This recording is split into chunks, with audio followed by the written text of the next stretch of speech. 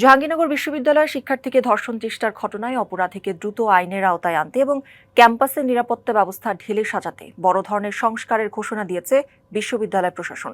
সকালে বিশ্ববিদ্যালয়ের সিনেট হলে সংবাদ সম্মেলনে জানানো হয়, আসামিকে শনাক্ত এবং গ্রেপ্তারে বিশ্ববিদ্যালয়ের পক্ষ থেকে 50,000 টাকা পুরস্কার ঘোষণা করা হয়েছে। পুলিশ, র্যাব, ডিবি ও পিবিআই সমন্বিতভাবে দেশজুড়ে অভিযান চালাচ্ছে।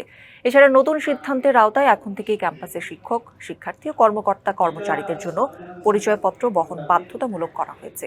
বহিরাগতদের প্রবেশ নিয়ন্ত্রণের পাশাপাশি তাদের আইডি প্রদর্শন এবং লগবুক রেজিস্ট্রেশন নিশ্চিত করা হচ্ছে। ক্যাম্পাসের সব নির্মাণ শ্রমিক ও দোকান কর্মচারীদের ডাটাবেজ তৈরি করা হচ্ছে আইসিটি সেলের মাধ্যমে।